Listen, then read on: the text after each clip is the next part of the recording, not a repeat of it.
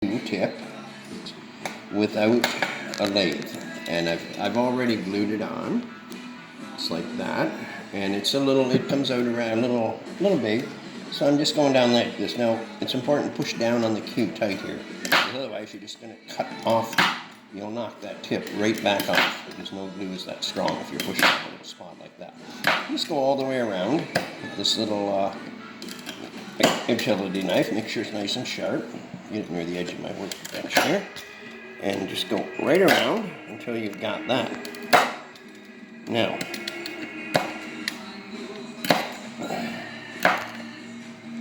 that as much. If you had a lathe, you'd be running the lathe and just using a sharp knife, razor blade, utility knife, whatever, to trim this into shape.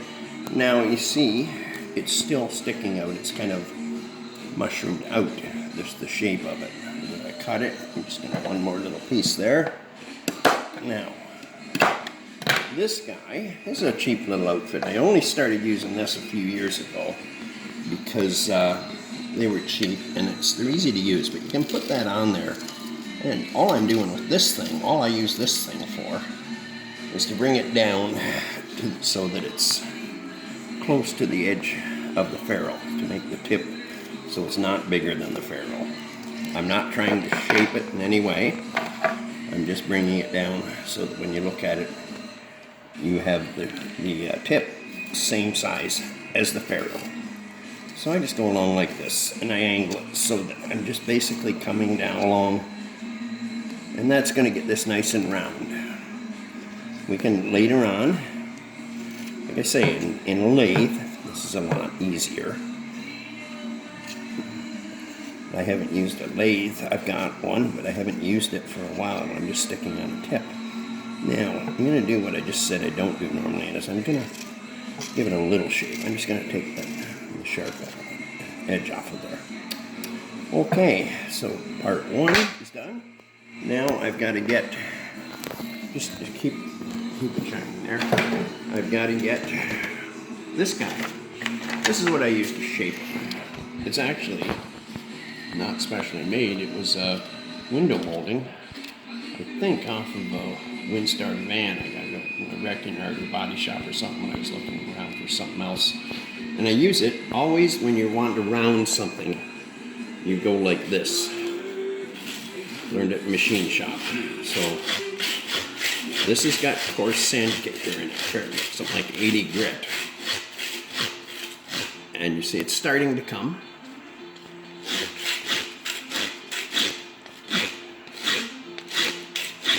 Just keep rotating the shaft with the tip, rotating it while you're doing this.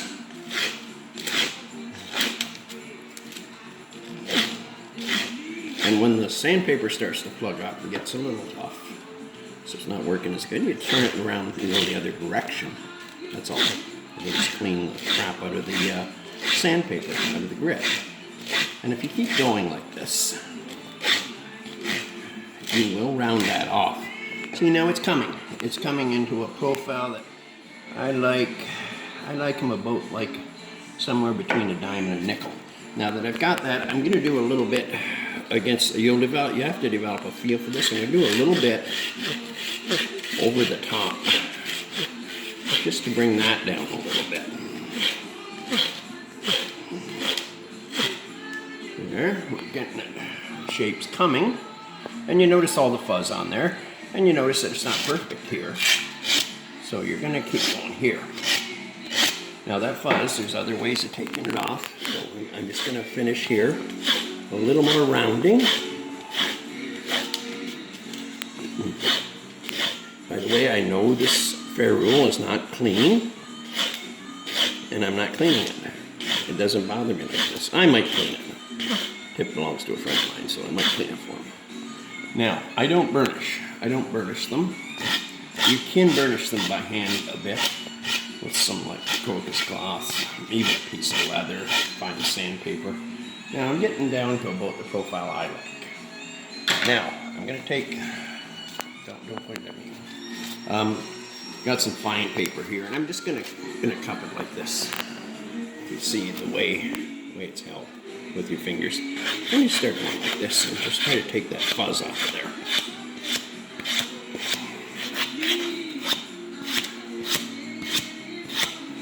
Now I do have a shaper that if I had trouble getting it the way I want it like this, I can put the shaper on the floor and kind of grind it into it. And we'll do it. See, now you see the fuzz is coming off. And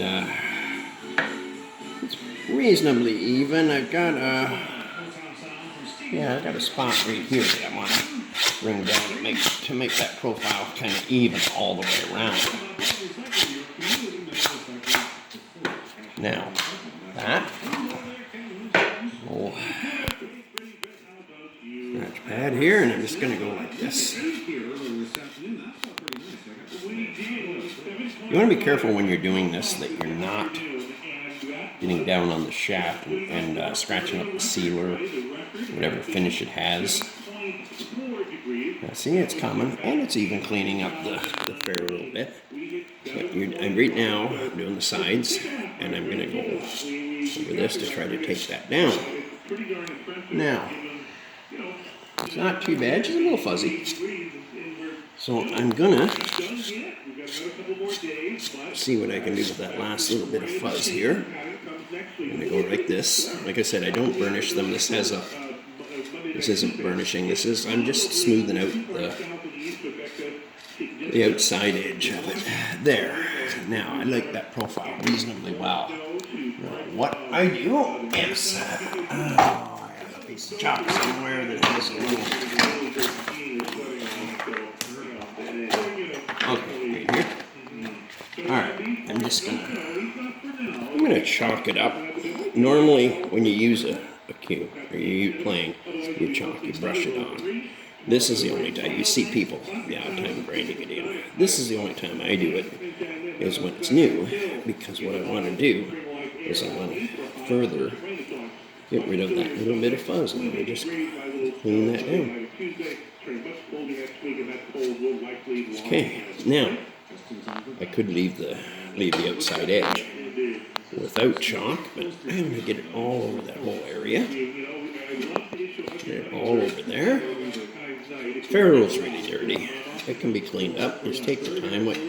I've got some number 1000 sandpaper there. If I want to clean that ferrule, clean it up a little bit. It's not a big deal. Like I said, it never bothered me. And since this isn't my cue, it really doesn't bother me. I'm just going to do this.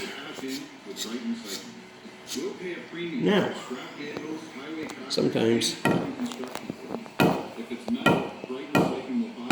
it's just got a good glue bond and it's not coming back. Now that profile there is not bad. For me, like I said, it's a personal. You may have a different idea of how you like your profile, but if you're putting a tip on yourself for the price of some glue, some other crap right down here, then that's just a collection over the years. And that should do it. I'm happy with that one.